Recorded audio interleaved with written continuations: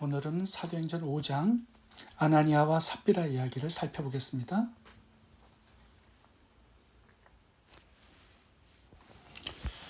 아나니아 삽비라가 밭을 팔아서 헌금을 했다가 즉사해서 죽었습니다.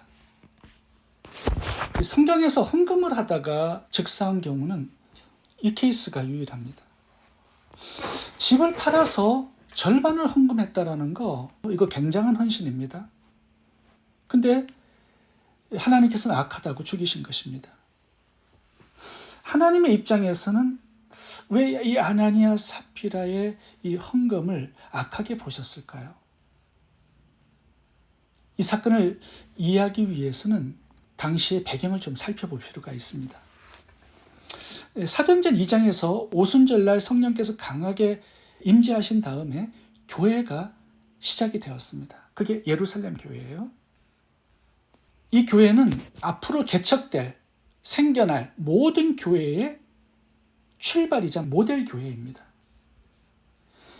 이 교회가 부패하고 타락하면, 잘못되면 어떻게 될까요? 앞으로 이 지구상에 생겨날 모든 교회들에게 영향을 줄 수 있습니다. 왜냐하면 이 예루살렘 교회가 모든 교회의 모태, 어머니 같은 그런 역할을 하는 교회였기 때문입니다. 이 교회가 시작이 되었어요. 아나니아 삽비라가 밭을 팔아서 헌금을 했습니다. 근데 그 속에는 이 거짓과 속임이 있었죠.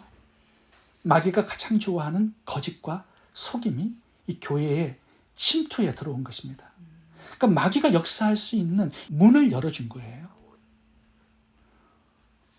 지금 성령께서 강하게 역사하셔서 영혼들을 막 추수하고 있습니다. 그리고 다른 교회들을 이제 개척해야 되는 그런 상황입니다. 이걸 알고 마귀가 아나니아와 삽비라의 헌금을 가지고 역사한 것입니다. 잘못하면 이 교회가 무너질 수 있는 위기가 생깁니다. 더럽게 되고 타락하고 부패할 수 있는 위기가 찾아온 것입니다. 단지 헌금의 문제가 아니라 마귀가 아나니아 삽비라의 거짓과 속임을 가지고 이 교회의 침투에 들어와서 교회를 무너뜨리는 그런 위기의 상황에 놓인 것입니다. 엄청난 영적인 문제였죠. 그래서 하나님은 마귀가 역사할 수 있는 이 죄의 근본을 정리하신 것입니다. 아나니아 삽비라를 처리하시고 교회의 거룩성을 보존하신 것입니다. 5장 결론을 보면 이 교회가 정결해지고 그래서 교회가 더 크게 부흥한 것을 보게 됩니다. 읽어보겠습니다. 14절. 믿고 주께로 나오는 자가 더 많으니 남녀의 큰 무리더라.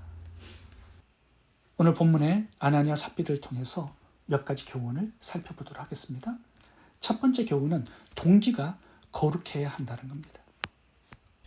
어떤 것을 하기 이전에 내 마음의 동기, 내 내면의 목적, 이걸 점검해 보아야 된다는 거예요. 왜 하나님을 섬기는지, 왜 헌금을 하는지, 왜 예배를 드리는지, 왜 사역을 하는지 우리의 내면의 동기를 잘 점검해 보라는 겁니다. 여기가 잘못되잖아요. 그러면 전체가 다 부패하고 잘못될 수 있기 때문이죠. 4장 마지막 부분은 바나바가 전 재산을 교회에 헌금해서 가난한 사람들을 구제한 이야기가 나옵니다. 제 생각에는 이 바나바의 구제 헌금이 성도들의 인정과 칭찬과 박수를 많이 받았을 것 같습니다.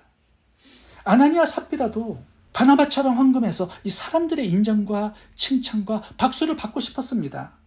그래서 그 동기로 헌금을 한 거예요. 헌금이 잘못된 게 아니라 마음의 동기와 목적이 잘못되다는 것입니다. 하나님을 사랑해서 헌금한 게 아니에요. 가난한 이웃을 구제하기 위해서 헌금한 게 아닙니다. 헌금을 이용해서 사람들의 인기와 칭찬과 주목을 받고 영광을 받고 싶었던 것입니다. 하나님은 이 잘못된 동기의 문제, 거짓의 문제를 얼마나 심각하게 다루시는지 잘 보라는 것입니다. 거짓과 속임. 이것이 마귀의 속성이기 때문이에요. 이 거짓과 속임이 있는 곳에는요, 마귀가 항상 역사합니다. 그래서 공동체가 무너져요.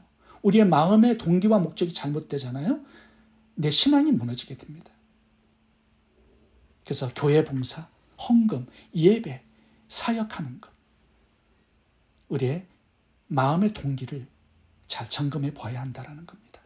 마태복음 7장을 보시면 엄청난 사역을 성공적으로 했던 사역자들이 나와요. 근데 하나님의 결론이 뭐냐 하면 나는 너를 모른다 이것입니다. 불법을 행한 자들아 나를 떠나가라. 이렇게 호통을 치십니다. 왜 그랬을까요? 마태복음 7장 21절부터 읽어보겠습니다. 22절부터 그날에 많은 사람이 나더러 이르되 주여 주여 우리가 주의 이름으로 선지자 노릇하며 주의 이름으로 귀신을 쫓아내며 주의 이름으로 많은 권능을 행하지 아니하였나이까. 그때 내가 그들에게 밝히 말하되 내가 너희를 도무지 알지 못하니 불법을 행하는 자들아 내게서 떠나가라. 사역을 엄청나게 했어요. 막 귀신도 쫓아내고요. 능력도 행했어요. 그런데 하나님의 영광을 위해서 한 것이 아닙니다. 내 자신을 자랑하기 위해서, 드러내기 위해서, 영광을 받기 위해서 하나님을 이용한 것이죠. 내면의 동기가 잘못되었습니다. 당시에 예수님은 바리새인들을 향하여서 이 독사의 자식들아 엄청난 욕을 하셨습니다. 왜 그렇죠? 바리새인들이 겉으로는 자신들을 의롭게 포장해서 살았습니다. 내면은 온갖 욕심, 거짓, 탐욕으로 가득 차 있었기 때문이에요. 그래서 우리의 내면의 동기와 목적을 잘 점검해 보아야 한다는 겁니다. 마가복음 12장에 보시면 헌금을 하고 주님의 칭찬을 받은 한 여인이 나옵니다. 그러면서 헌금은 이렇게 해야 된다라는 모델로 그 여인을 세워주셨습니다. 마가복음 12장 42절 읽어보겠습니다. 한 가난한 가부는 와서 2렙돈 곧 한 고드란트를 넣는지라. 예수께서 제자들을 부르다가 이르시되 내가 진실로 너희에게 이르노니 이 가난한 가부는 헌금함에 넣는 모든 사람보다 많이 넣었도다. 그들은 다 풍족한 가운데서 넣었거니와 이 가부는 그 가난한 중에서 자기의 모든 소유 곧 생활비 전부를 넣었느니라. 생활비 전부를 넣었기 때문에 칭찬하신 것이 아니죠. 하나님을 사랑하고 기쁘시게 해드리고 싶은 마음의 동기를 주님이 보신 것입니다. 마음의 동기 잘 점검해 보시기 바랍니다. 두 번째 교훈은 사람을 의식하지 말고 하나님만을 의식하라는 것입니다. 아나니아 삽비라 사건의 문제는 동기의 문제였습니다. 그리고 또 하나는 시선의 문제였습니다. 그들의 시선이 사람을 너무 의식했어요. 하나님을 의식한 게 아닙니다. 하나님께 잘 보이기 위한 것이 아니라 사람에게 잘 보이려고 했던 것입니다. 이것이 문제가 된 거예요.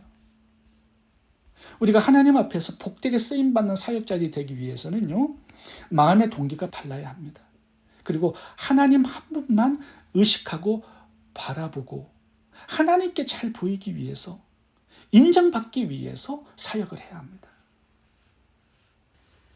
우리가 사람을 너무 의식하게 되면요, 사람에게 잘 보기 위해서 우리가 모든 것들을 행하게 됩니다.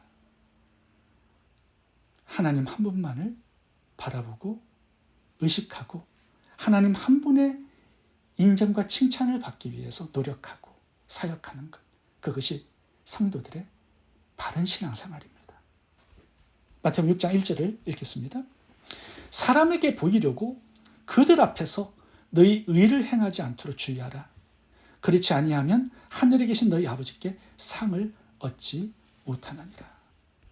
제가 어느 책을 읽는데 미켈란젤로의 이야기가 실려 있었습니다. 미켈란젤로가 어느 날 로마 교황인 줄리어스 2세로부터 성당에 12사도들의 그림을 그려달라는 부탁을 받았습니다. 그래서 최선을 다해서 12사도들을 그렸고요. 또 성경에 나오는 400명의 인물을 벽화로 그렸습니다. 4년이나 걸려서 이 작품을 완성했어요. 이 천장에 벽화를 그려야 했기 때문에 항상 누워서 작업을 했습니다. 그리고 400명의 인물을 그림으로 그려놓기 위해서 벽에다가 한 사람 한 사람을 다 그렸는데요. 벽의 구석에도 몇 사람을 그려 넣어야 했습니다. 근데 그곳은 잘 보이지 않는 곳이었거든요. 그래서 어느 날 한 사람이 다가와서 이렇게 질문을 했습니다. 왜 그렇게 어두운 성당 구석에서 아무도 보지 않을 것을 왜 그렇게 열심히 그리고 있습니까? 그때 미켈란젤로가 유명한 대답을 했습니다. 하나님께서 보시기 때문입니다.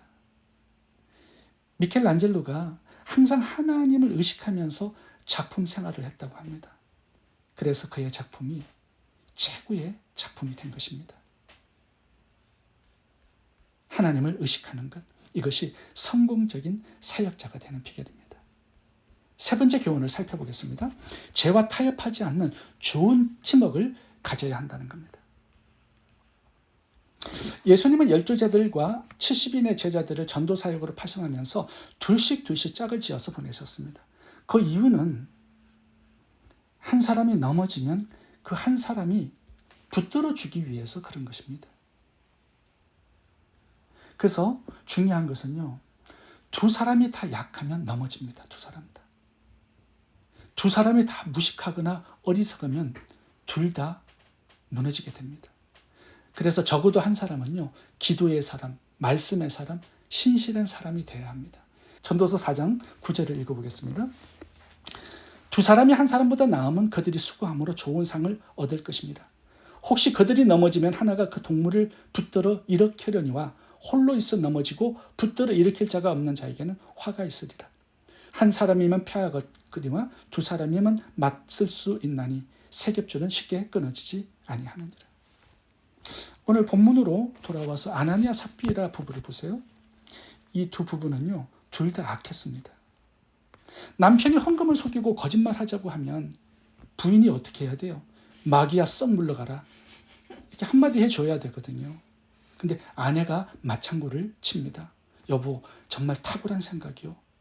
우리도 미래를 좀 생각해야지. 당신의 지혜가 탁월해요. 이렇게 하다가 둘 다 죽은 것입니다. 이 부부가 팀워크가 너무 좋아서 문제였어요. 죽음의 팀워크였습니다. 아니, 좋은 일에 팀워크가 잘 맞으면 얼마나 좋았겠습니까? 부부 중에 한 사람이라도 바르게 살았다면 둘 다 죽지 않았을 겁니다. 이 부부는요, 코드가 너무 잘 맞아서 문제였어요. 이가 나쁘면 잇몸이라도 좋아야 하는데 이 부부는 이도 나쁘고 잇몸도 아주 나쁜 이상한 부부였습니다. 좋은 팀워크는 어떤 팀워크냐? 말씀 묵상하자, 예배하자, 기도하자, 선교하자, 이렇게 말하면 하나가 되고 한마음 한뜻이 되고 힘의 집중이 일어나는 그런 사람들이 좋은 팀워크입니다. 근데 도박장 가자 하면 함께 따라가고, 춤추러 가자면 같이 가고, 술 먹으러 가자면 같이 가고, 마약하자면 같이 하고, 이렇게 나쁜 짓 하자고 하면 눈에서 불이 나가야 합니다. 서로의 신앙 상태를 봐주고 충고해주고 바로잡아주고 견지할 수 있어야 이게 신앙의 좋은 팀워크가 되는 것입니다. 창세기 3장에 나오는 아담과 하와도 왜 죽었습니까? 이게 죽음의 팀워크였기 때문입니다. 한 사람이 잘못하면 바로 잡아줄 수 있는 한 사람이 없었기 때문이죠. 우리 중에 나 한 사람이라도 적극적으로 말씀으로 건면하는 사람이 될 수 있어야 합니다. 그래야 내 공동체가 망하지 않습니다. 죄를 묵인하거나 맞장구 치거나 동조하지 않기를 바랍니다. 좋은 팀워크를 구성할 수 있기를 바랍니다. 기도하겠습니다.